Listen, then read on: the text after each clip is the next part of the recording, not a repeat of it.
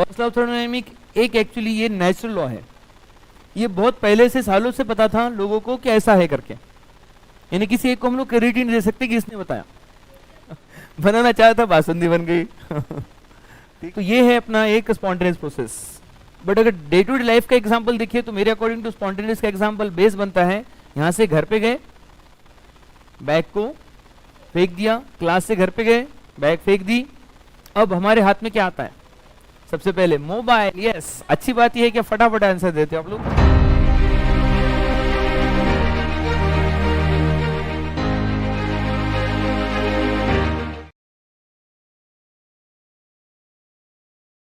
हो जाए तो ओपन सिस्टम के लिए ओपन बीकर में रखा जाता है। अगर ओपन बीकर में हम लोग ये सिस्टम, ओपन सिस्टम को बनाने के लिए हमने बीकर को ओपन किया तो वहां पर जो है प्रेशर कांस्टेंट रहेगा, प्रेशर रिमेन कांस्टेंट, और ये आइसोबैरिक प्रोसेस बनती है ओपन वाले सिस्टम की। फिर हमारे पास क्लोज का एग्जांपल आता है, ठीक है ना। तो क्लोज में हमने क्या किया, बीकर को क्लोज कर दिया, तो यहाँ पे हीट तो एक्सचेंज हो रही बट मैटर एक्सचेंज नहीं हो रहा है। तो ये एक्चुअली आइसोकोरिक का एग्जांपल बनता है, आइसोकोरिक प्रोसेस क्लोज सिस्टम में बनाते हैं। फिर हमने आइसोलेट किया तो आइसोलेटेड में हीट जो है वो एक्सचेंज नहीं हो रही है। अब हीट एक्सचेंज नहीं होंगी तो Q = 0, तो ये एडियाबैटिक के लिए कंडीशन बनती है आइसोलेटेड। तो ऐसे 3 डिफरेंट हमारे पास कंडीशन है, ठीक है। फिर हम लोग और आगे चले गए तो हमने बोला कि हमारे पास डिफरेंट प्रॉपर्टीज है।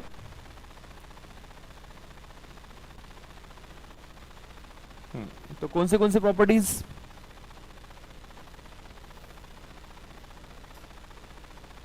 एक तो बोला कि intensive and another one is extensive. Intensive का आए एंड इंडिपेंडेंट का I. So what is intensive property? The property which is independent on quantity of matter present in it. ऐसी प्रॉपर्टी जो independent है, जितने भी क्वांटिटी उसमें present है उससे, that is called as intensive property. और एक्सटेंसिव किसको बोला? जो प्रॉपर्टी डिपेंड करती है, that is nothing but depend on the quantity of matter, that is called as extensive property. So independent का मीनिंग क्या हुआ था? तो ये इंडिपेंडेंट का मीनिंग क्या था? तो हम लोगों ने क्या किया, इंटेंसिव एक्सटेंसिव को अंडरस्टैंड करने के लिए एक बॉक्स बना दिया और बोला कि बॉक्स है और प्रॉपर्टी को उसके अंदर लेके आ जाओ। जैसे कि फॉर एग्जांपल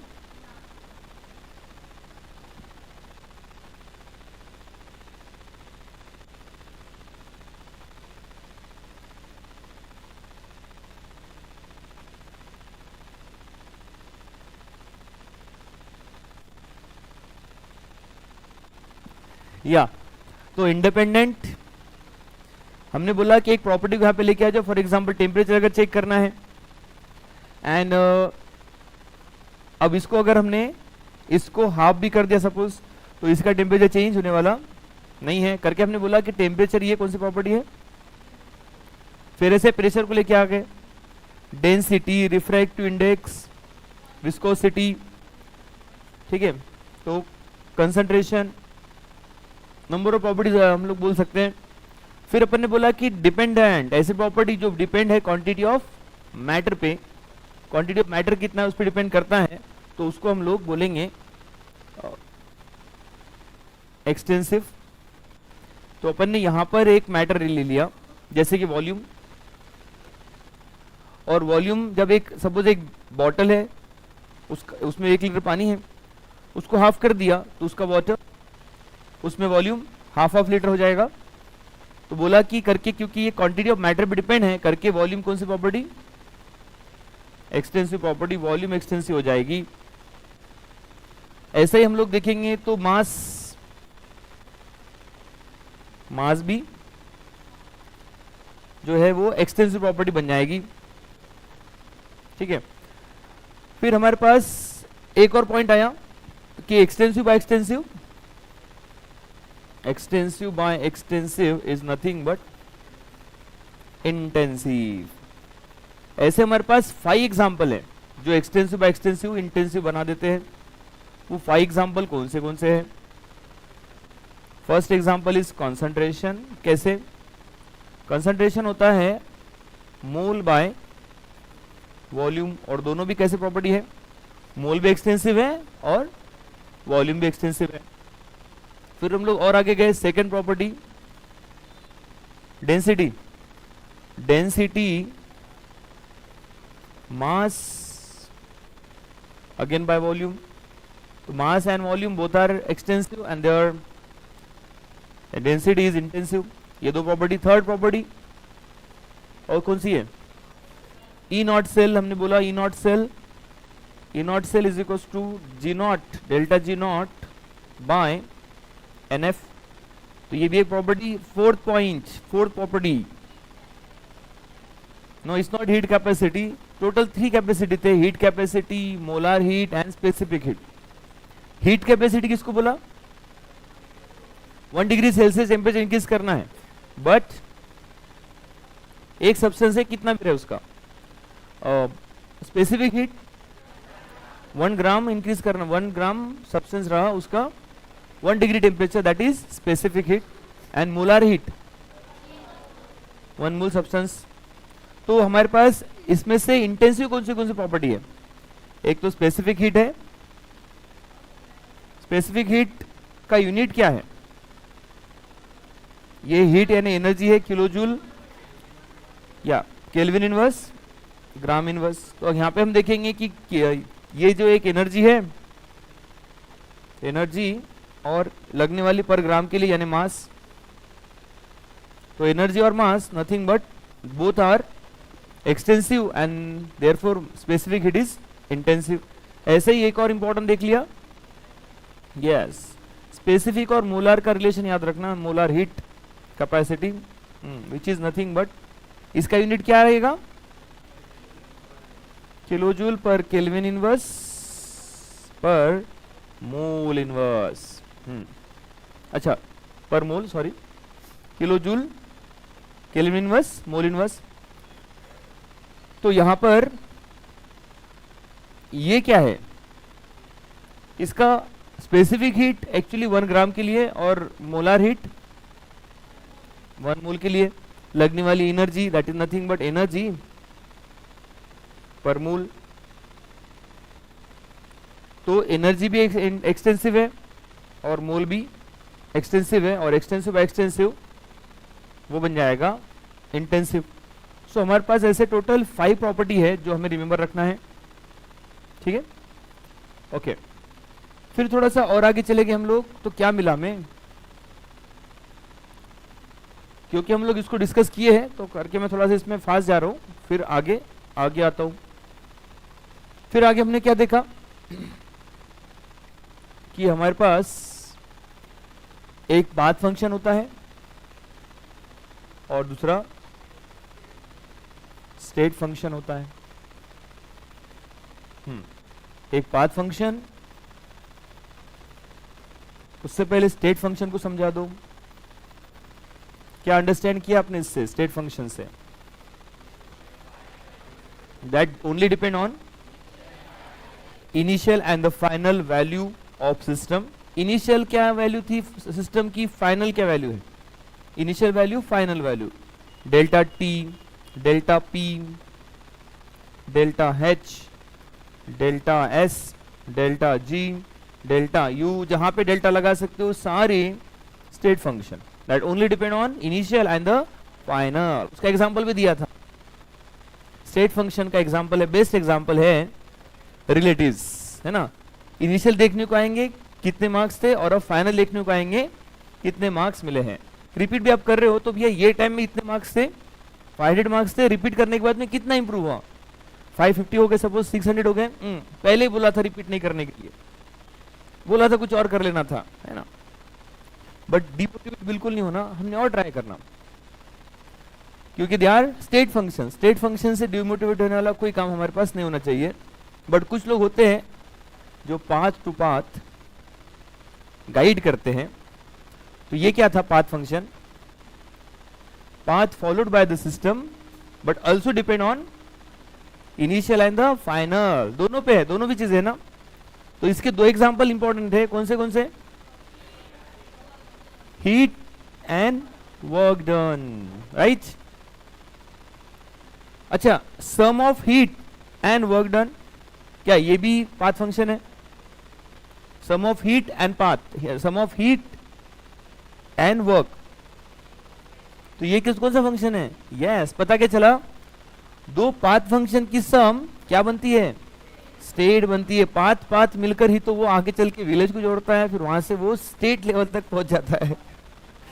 ये पाथ मिलकर ही तो स्टेट बनता है, अपने समझ रहे हो, ठीक है।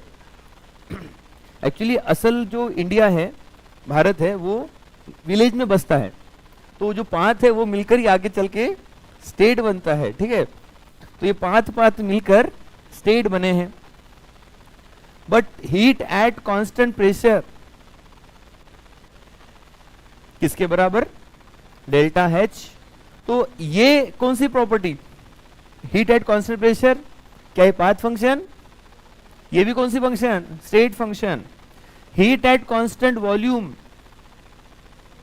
दैट इज ऑल्सो, क्योंकि ये किसके बराबर? डेल्टा यू के बराबर। एक्चुअली ये जो स्टार्टिंग में जो लोग आते हैं उनको समझाना नहीं बताते, उनको हम लोग बाद में पहले डेल्टा एच एक्सप्लेन करते, डेल्टा यू एक्सप्लेन करते, लेटर ऑन रिटर्न आते हैं कि देख भैया ये ऐसी चीजें हैं। बट क्योंकि आप रिपीट कर रहे हो, हम लोग रिवाइज कर रहे हैं, आपको ऑलरेडी पता है कि ये चीजें किसके बराबर होती है। तो यहाँ पर रिमेंबर रखना, इस पे भी क्वेश्चन आते हैं। इसमें क्वेश्चन आएगा, 4 ऑप्शन दिए रहेंगे, इसमें से एक पाथ फंक्शन कौन सा है, और उसमें से 1 2 3 ऑप्शन ऐसे रहेंगे। And heat at constant temperature, QT किसके बराबर? ये कौन सा function?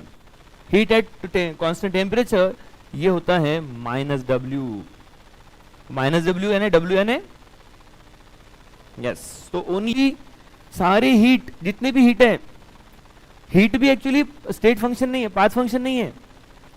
Heat at constant pressure, heat at constant volume, ये तो स्टेट फंक्शन है। ओनली एक ही हीट कौन सी फंक्शन है? Q एट कांस्टेंट टेम्परेचर, जिसका होता है -W के बराबर, ठीक है ना।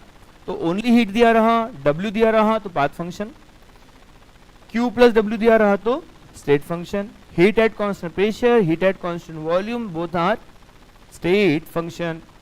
तो होप कि आपको पॉइंट क्लियर है, इसको अपने पास बनाएं आप लोग, ठीक है। जो नोट कर रहे हैं मुझे बताते चले जाना, अदरवाइज मैं आगे बढ़ते चले जाता हूं। इसके बाद में हमारे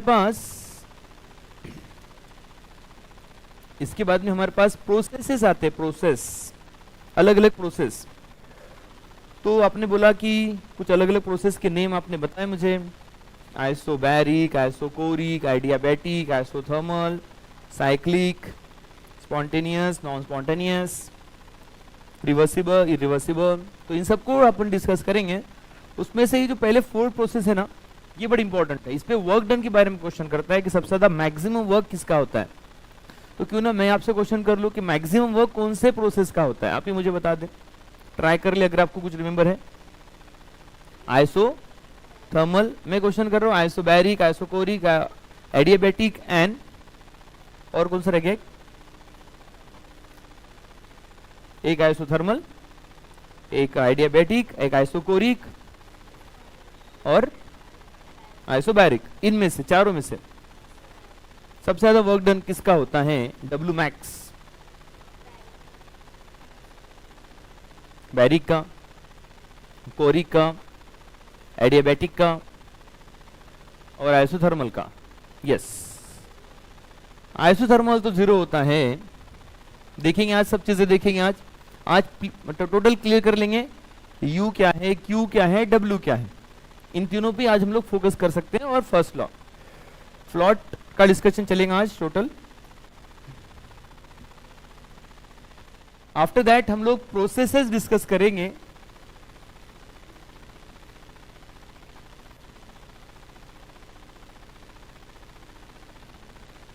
प्रोसेस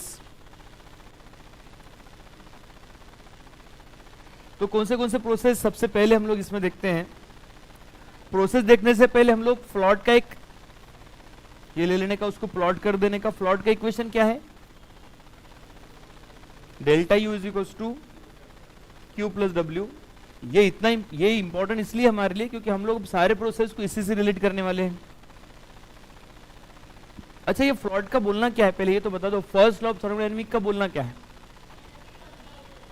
एनर्जी कंजर्व रहती है, यानी टोटल हीट ना इंक्रीज होती है ना डिक्रीज होती है, बट हीट एक्सचेंज होती रहती है। One form of energy another form of energy में हम लोग कन्वर्ट कर सकते हैं। और यही मोटो इस लेसन का कि वो बताएगा डिफरेंट एनर्जी के बारे में, और उसको रिलेट भी करेगा कि ये हीट इतनी है, हीट एट कांस्टेंट प्रेशर की वैल्यू इतनी है, तो हीट एट कांस्टेंट वॉल्यूम कितनी होगी, डेल्टा एच इतना है, डेल्टा एस कितना होगा, डेल्टा एच इतना है, डेल्टा एस इतना है, डेल्टा जी कितना होगा। इन सब का रिलेशन ही इस सेशन में अपने को समझ में आने वाला है। तो total heat of universe remain constant, वो इंक्रीज नहीं होती डिक्रीज नहीं होती है। तो चलो चलते, सबसे पहला प्रोसेस कौन सा, आइसोथर्मल डिस्कस करते। बढ़िया अच्छा प्रोसेस है आइसोथर्मल। आइसोथर्मल के बारे में बताते चले जाए, आपको ऑलरेडी पता है इसके बारे में।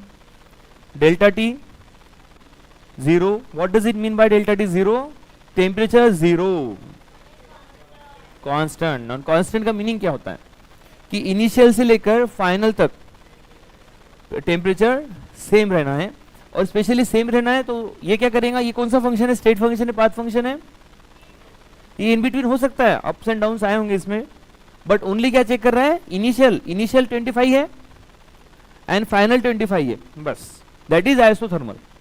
इन बिटवीन क्या हुआ इसको कुछ करना नहीं है।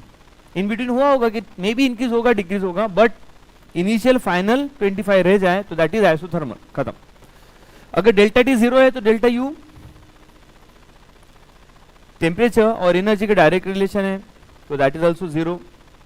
टेम्परेचर एनर्जी के लिए कोई अपने पास यूनिट है क्या, मतलब फॉर्मूला है क्या जिससे हम लोग इंटरनल एनर्जी कैलकुलेट कर सकते हैं अगर टेम्परेचर गिवन रहा तो। हाँ,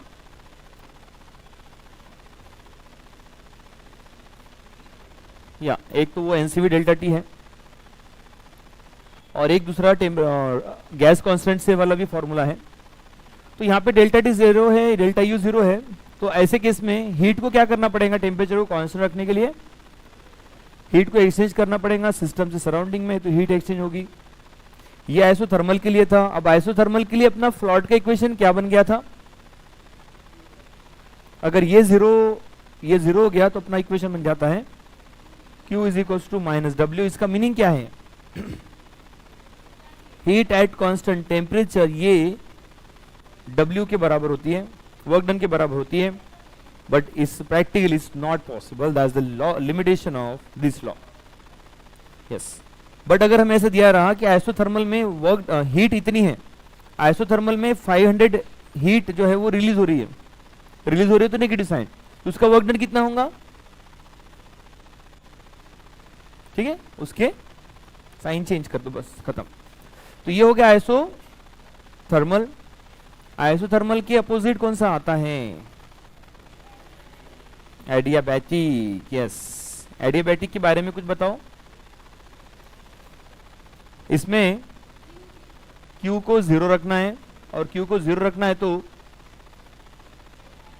delta T not equal to 0 रहेगा, और अगर ये नॉट इक्वल 0 रहेगा तो डेल्टा U भी नॉट इक्वल टू 0 रहने वाला है।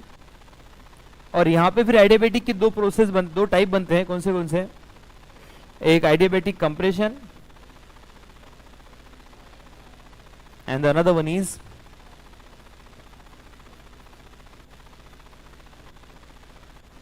एक्सपेंशन। ये कंप्रेशन, एडियाबैटिक कंप्रेशन,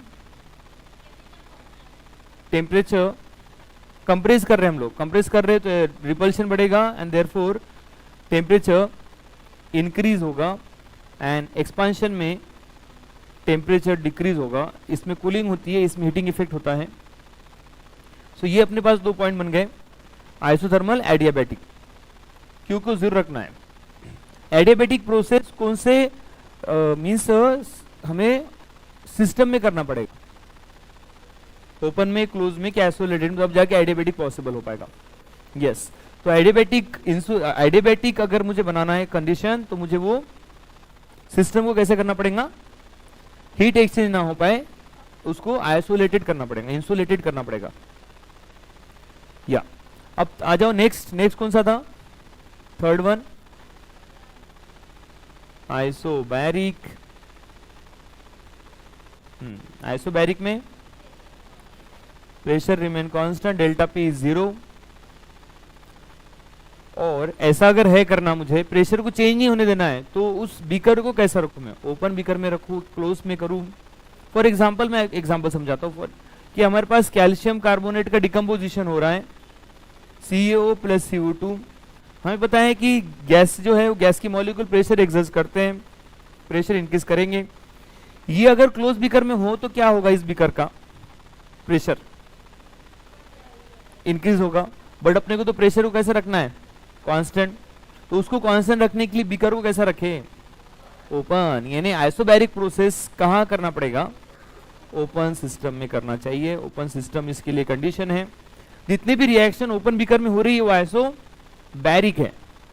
चाय बना रहे, चाय अगर ओपन बीकर में बना रहे तो आइसोबैरिक प्रोसेस में चल रहा है, यानी चाय हम लोग आइसोबैरिक प्रोसेस से बना रहे हैं और उससे हीट जो रिलीज हो रही है वो आइसोबैरिक के बराबर।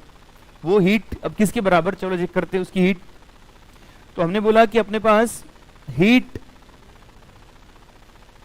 जिसका फॉर्मूला हमारे पास बना, heat at constant pressure delta U plus delta NGRT या फिर P डेल्टा V। और यही किसके बराबर है, डेल्टा H का फॉर्मूला भी सेम यही है, P डेल्टा V। देयरफॉर हमने बोला कि हीट एट कांस्टेंट प्रेशर किसके बराबर, डेल्टा H के बराबर। मींस आइसोबैरिक में अगर हम लोग आइसोबैरिक प्रोसेस कर रहे हैं, कोई चीज आइसोबैरिकली कर रहे हैं, तो वो क्या होता है, कौन सी हीट होती है, दैट इज डेल्टा H होता है। डेल्टा H यानी क्या होता है, इंथैल्पी और एंट्रोपी, एंथैल्पी। तो इंथैल्पी बनाने के लिए हमें प्रोसेस कैसे, सिस्टम कैसे चाहिए, ओपन। यानी पानी गर्म कर रहे सपोज ओपन बीकर में, सर बीकर में कौन पानी गर्म करता है, केमिस्ट लोग पानी गर्म करते बीकर में।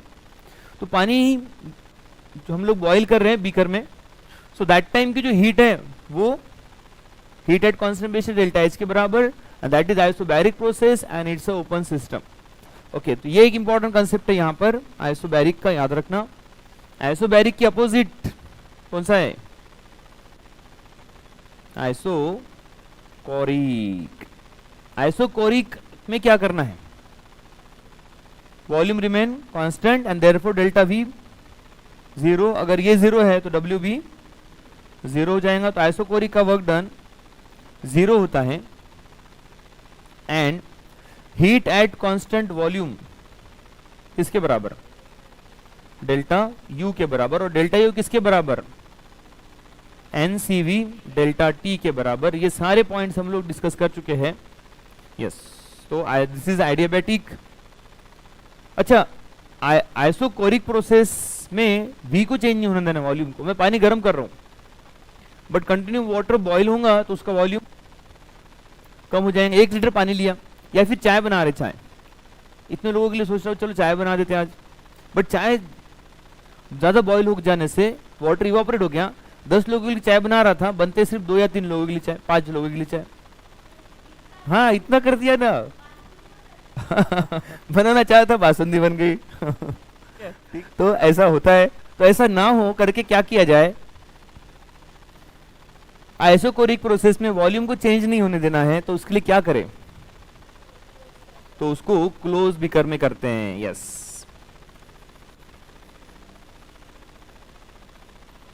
तो आइसोकोरिक प्रोसेस क्लोज बीकर चाहिए। आइसोबैरिक प्रोसेस मैक्सिमम रिएक्शन जो होती है ना वो ओपन बीकर में होती है, एंड देयरफॉर मैक्सिमम रिएक्शन कौन से होती है, मैक्सिमम रिएक्शन आइसोबैरिक प्रोसेस में होती है, कुछ ही आइसोकोरिक में होती है। फिर हम लोग और आगे चले गए थे, हमने बोला साइक्लिक। ये साइक्लिक रिवर्सिबल होती है कि इरिवर्सिबल होती है, yes reversible. Cyclic process irreversible होती है, ना कि रिवर्सिबल। ए से बी जाएंगी, बी से सी जाएंगी, सी से डी जाएंगी और डी से ए आएंगी, वो रिटर्न नहीं आती है, तो वो मीन्स रिवर्स नहीं आती कभी, वो ए से बी जाएंगी, बी से C, and finally back to the pavilion, return back A पे आ जाएगा। तो this is cyclic process. Cyclic process में दो चीज समझना है। साइक्लिक प्रोसेस एक तो नेचर में मिलती है फर्स्ट ऑफ ऑल, ये एक स्पॉन्टेनियस प्रोसेस होती है। सेकेंड, थर्ड पॉइंट, ये इरिवर्सिबल होती है। एंड एक और पॉइंट इसका डेल्टा यू और डब्ल्यू, दो चीजें आपको समझना है। बताए कौन जीरो था और कौन नॉट इक्वल जीरो है? यस, डब्ल्यू जीरो है कि नॉट इक्वल जीरो है? डब्ल्यू नॉट इक्वल जीरो होता है और डेल्टा यू जीरो होता है। कैसे होता है इसको मैं आपको आगे एक्सप्लेन करूंगा, वर्क डन में हम लोग डिटेल एक्सप्लेन करेंगे, ठीक है। Next process spontaneous. What is spontaneous process? And then उसके अपोजिट होगा नॉन स्पॉन्टेनियस। यस, जो खुद से हो जाएगी, that's occur its own. The process that occur its own without applying any external influence, pressure and temperature, that process is called as spontaneous process, है ना। जैसे melting of ice बोलो, या फिर चाय जो है, हम लोग चाय है गर्म चाय, लेकिन हम लोग पढ़ाई में इतने ध्यान में है कि हमारे को पता ही नहीं चला कि चाय कब आई है ना। हम लोग पढ़ाई में बिजी चल रहे हैं तो चाय ठंडी भी हो जाएंगी चाय, ठीक है। तो ये है अपना एक स्पॉन्टेनियस प्रोसेस। बट अगर डे टू डे लाइफ का एग्जांपल देखिए तो मेरे अकॉर्डिंग टू स्पॉन्टेनियस का एग्जांपल बेस बनता है, यहां से घर पे गए, बैग को फेंक दिया, क्लास से घर पे गए, बैग फेंक दी। अब हमारे हाथ में क्या आता है? सबसे पहले मोबाइल। यस, अच्छी बात यह है कि फटाफट आंसर देते हो आप लोग। मोबाइल आ जाना। किसी ने बोला आपको एक्सटर्नल कोई प्रेशर अप्लाई किया, टेम्परेचर नहीं, घर पे जाने के बाद में सबसे पहले आपको पेरेंट्स ने कंपल्सरी कर दिया बेटा मोबाइल यूज करने का, और आप यूज कर रहे हो, तो वो नॉन स्पॉन्टेनियस का एग्जांपल हो जाएगा। But this is spontaneous process. पहले चेक करना है नोटिफिकेशन क्या आया, किसने क्या किया, मैसेज किया। एग्जैक्टली वही होता है बच्चों के साथ, जो उन्हें नहीं बोलने के लिए कर, उनको बोलते हैं ये मत करना, वो पहले करेंगे। इसलिए मैं आपको बोलता बेटा पढ़ाई नहीं करना, इसलिए मैं आपको बोलते रहता हूं पढ़ाई मत करो, आपकी केमिस्ट्री ज्यादा इजी सब्जेक्ट है। Non spontaneous process that not occur in nature, हमें इसको करवा के लेना पड़ता है। स्पॉन्टेनियस प्रोसेस का डेल्टा जी क्या होता है? Delta G, delta S, delta H. अब आई गई बात तो दूर तक जाएंगी, K cell, E naught cell and K. चलो सारे बता दो फटाफट। Negative, positive, negative, positive. क्या पॉजिटिव नेगेटिव चल रहा है ये? Positive negative, positive negative. अच्छा, negative positive, negative positive, positive. Yes, ये है स्पॉन्टेनिटी की कंडीशन।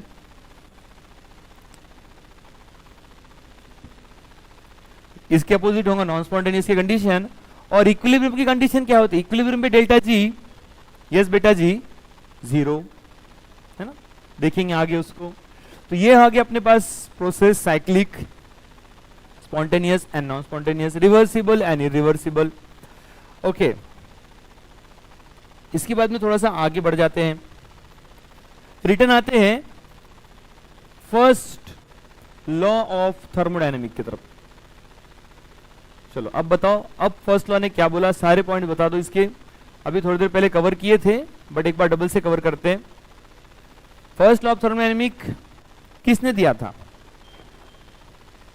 नहीं, फर्स्ट लॉ ऑफ थर्मोडायनेमिक एक एक्चुअली ये नेचुरल लॉ है। ये बहुत पहले से, सालों से पता था लोगों को कि ऐसा है करके, यानी किसी एक को हम लोग क्रेडिट नहीं दे सकते कि इसने बताया, क्योंकि ये पॉइंट क्या है इसका, फर्स्ट लॉ ऑफ थर्मोडायनेमिक बोलता क्या है? एनर्जी कंजर्व के बारे में बोलता है। तो इट्स एक्चुअली, इसको एक नेम भी है, फ्लॉर्ड का क्या नेम है? It's a law of conservation of energy. अब ये law of conservation of energy, ये एनर्जी कंजर्व होती है ना, ये बहुत पहले से पता था लोगों को, तो किसी एक को इसका क्रेडिट नहीं दिया गया, law of conservation of energy.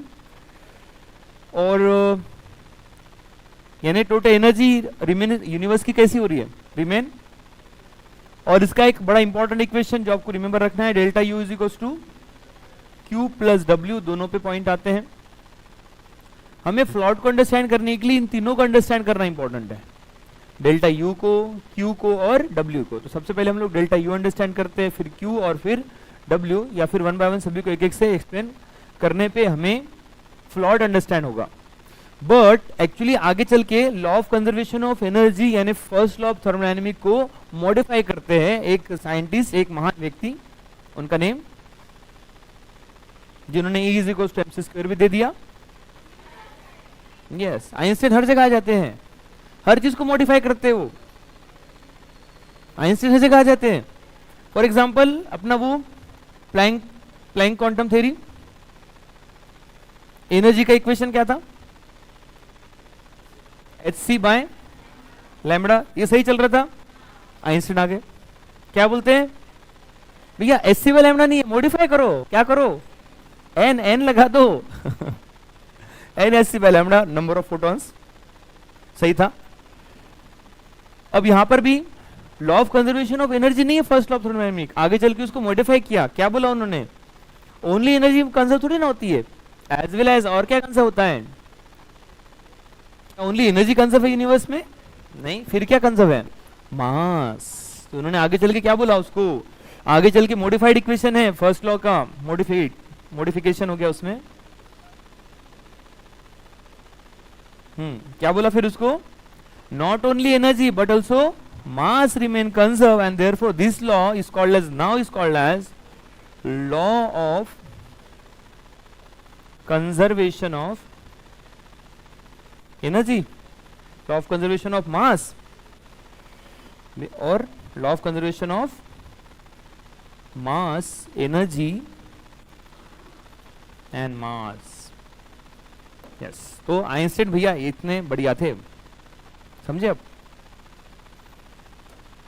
But float को अंडरस्टैंड करने के लिए हमें इन सब का प्लॉट करना इंपॉर्टेंट है। तो सबसे पहले चलते हैं हम लोग हीट पर, चलो हीट पे चलते हैं। हीट जिसको आपने कहीं देखा होगा कैपिटल क्यू कहीं स्मॉल क्यू से, दोनों हीट ही है, ठीक है। अब हमारे पास हीट एब्जॉर्ब होती है, सिस्टम से रिलेट करते हैं, सिस्टम हीट एब्जॉर्ब कर रहा है, हीट एब्जॉर्ब,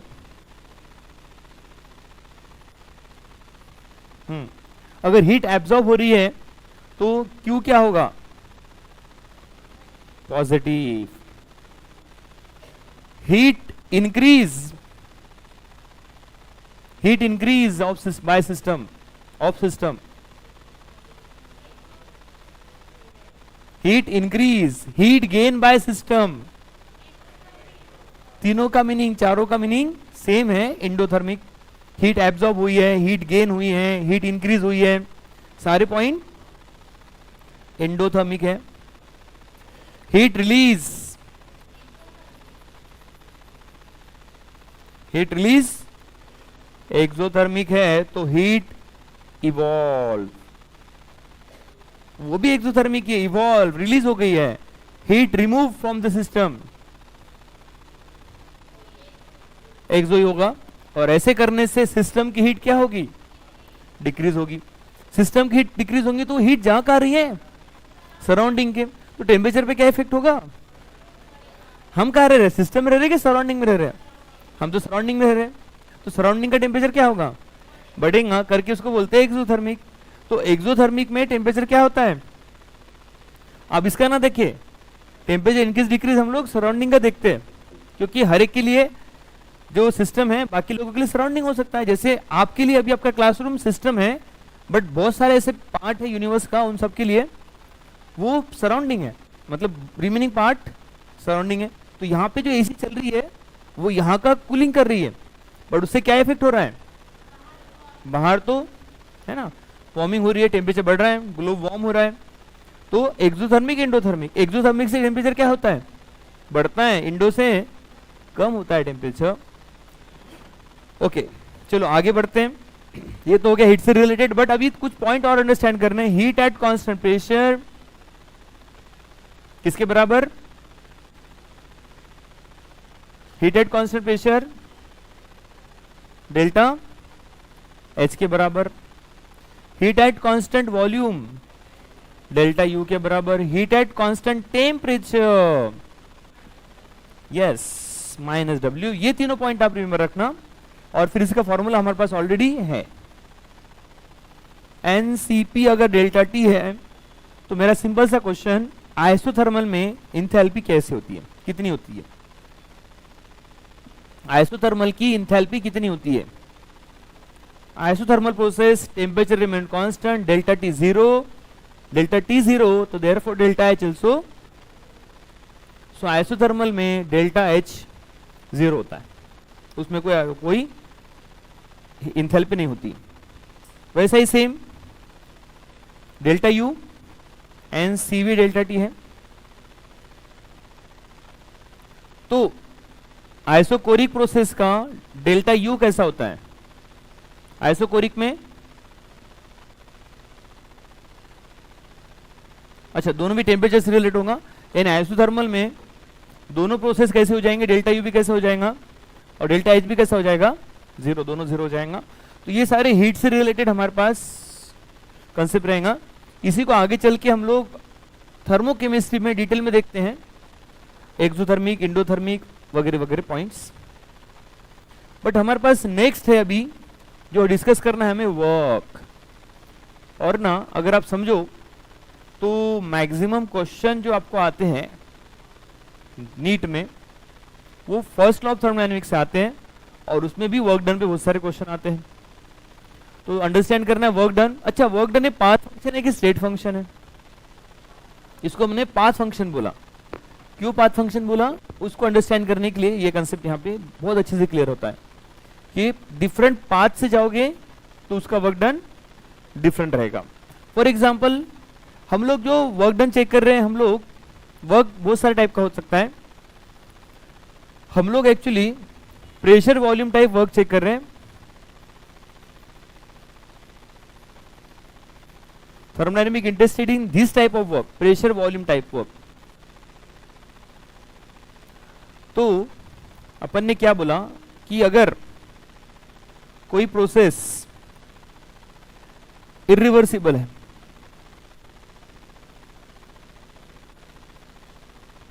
तो उसका वर्क डन कितना है,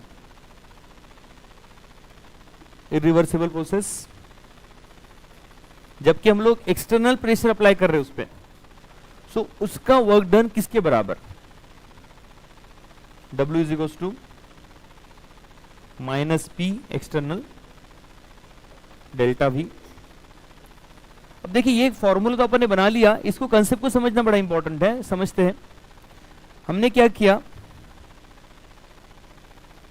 एक ऐसा एक बीकर है, ठीक है, और यहां पे एक फ्रिक्शनलेस पिस्टन हम लोग लगा रहे हैं। फॉर एग्जाम्पल अभी मैं इस पे प्रेशर अप्लाई करूंगा यहाँ पे, तो this is example of compression, मैं कंप्रेस कर रहा हूं उसको।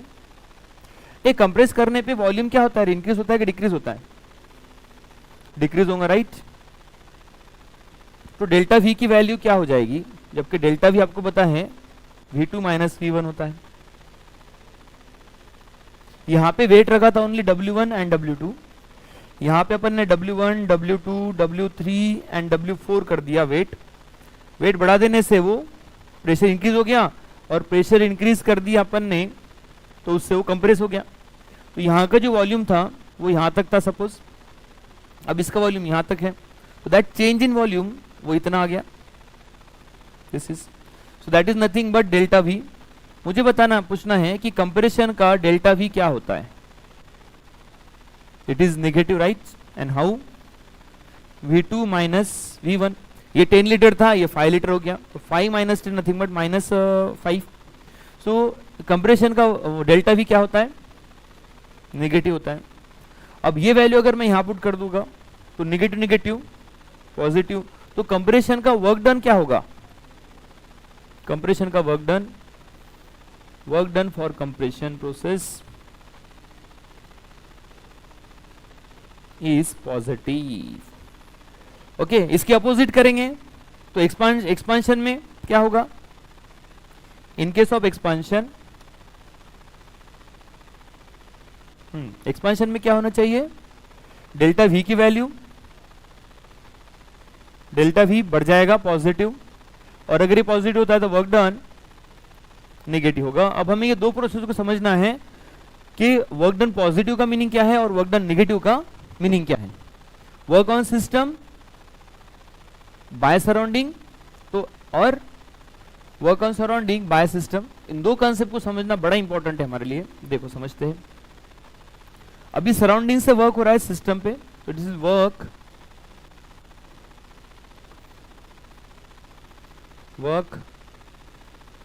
ऑन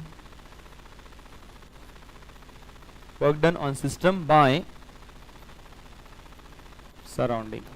ये जो सिस्टम है इस पे वर्क हो रहा है, सिस्टम इसको समझने का, ये इस पे अगर वर्क हो रहा है तो इसका वर्क डन क्या होगा, पॉजिटिव, सिस्टम की वर्क डन बढ़ जाएगी। ठीक है, तो ये positive negative, positive. Work done by system, work done by system हो रहा है किस पे, ऑन सराउंडिंग। सराउंडिंग पे अगर वर्क हो रहा है तो सिस्टम्स का वर्क डन कैसा होगा, नेगेटिव।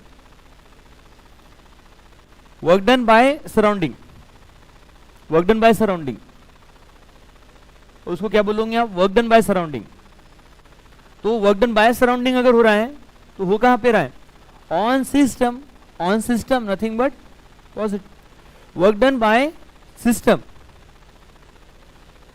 तो वर्क डन बाय सिस्टम हो रहा है तो कहां पे होगा, ऑन सराउंडिंग। तो इन चारों भी केस में आपको समझ में आ रहा है कि W की वैल्यू क्या हो रही है, डबल से एक बार। Work done on system, system positive, work done on surrounding negative. Work done by surrounding, surrounding ने किया, कहां पर किया, on system. Work done by system, system by system on surrounding, तो यस ऑन सराउंडिंग तो नेगेटिव। तो नहीं, system से रिलेटेड, इफ सिस्टम पे अगर हो रहा है वर्क तो वर्क डन पॉजिटिव, सिस्टम से सराउंडिंग पे हो रहा है तो नेगेटिव। ठीक है, चलो इस पे बहुत क्वेश्चन आने वाले हैं, लैंग्वेज अलग अलग रहने वाली है, केमिस्ट्रिक लैंग्वेज रहेगी, आपको अंडरस्टैंड करना है। ओके, तो ओवरऑल यू किस पे डिपेंड है, अभी अपना डेल्टा यू किस पे डिपेंड है, क्यू पर और डब्ल्यू पर। तो एक बार डबल से बताएं, heat absorb, heat release negative, work done on system, work done on surrounding.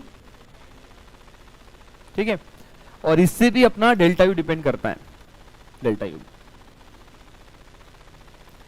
तो चलते डेल्टा यू की तरफ। डेल्टा यू के बारे में बताओ सबसे पहले, पाथ फंक्शन है कि स्टेट फंक्शन है, ये एक स्टेट फंक्शन है, ये एक्सटेंसिव है कि इंटेंसिव है, इट्स अ एनर्जी है, energy, energy release that depend on the कितना क्वांटिटी ऑफ मैटर था, है ना। थोड़ा सा अगर क्वांटिटी है तो थोड़ी सी एनर्जी रिलीज होगी, मोर अमाउंट ऑफ क्वांटिटी है तो more amount of heat release होगी। So what do you think about delta U is extensive, extensive property. जितनी भी एनर्जी आती है ना, delta H, delta S, delta G, वो पॉइंट भी है इंपॉर्टेंट कि एक्सटेंसिव इंटेंसिव में डेल्टा एच, डेल्टा एस और डेल्टा जी तीनों भी क्या है, it's a form of energy and they all are energy extensive, याद रखना बस। अब ये एनर्जी होती क्या है, it's a sum of different forms of energy.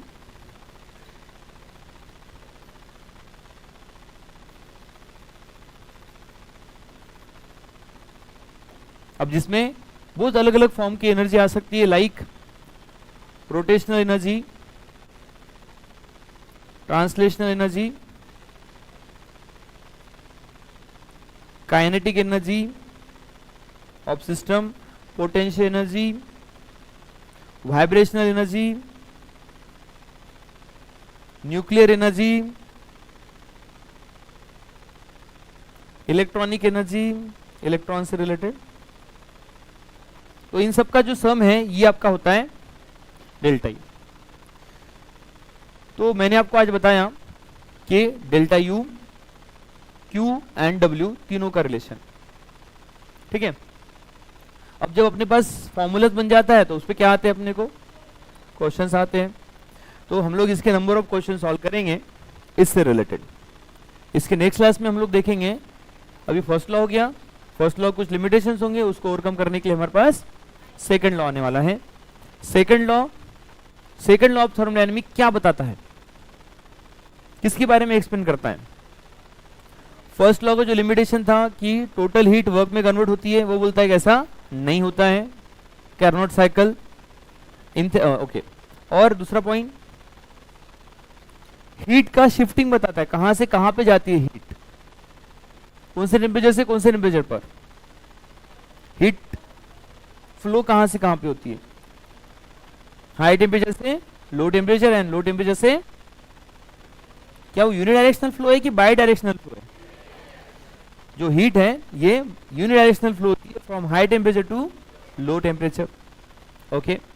And एक और चीज बताता है, degree of disorder nothing but delta S. Delta S of universe क्या हो रहा है, बढ़ रहा है, रैंडमनेस, डिसऑर्डर, है ना, ये इंक्रीज हो रहा है। इसके बारे में सेकंड लॉ बताता है। बट थर्मोडायनेमिक का एक बड़ा इंपॉर्टेंट ब्रांच जो हमें डिफरेंट एनर्जी के बारे में, डिफरेंट इंथैल्पी के बारे में बताता है, दैट इज थर्मोकेमिस्ट्री। इसको भी हम लोग कल डिस्कस करेंगे और इवनिंग में हम लोग आज इसके क्वेश्चन सॉल्व करेंगे। चलिए, तो अभी आप अपने पास इसके नोट्स बना दें, इसको अच्छे से पढ़ के आए, इतना सफिशिएंट रहेगा आज के लिए।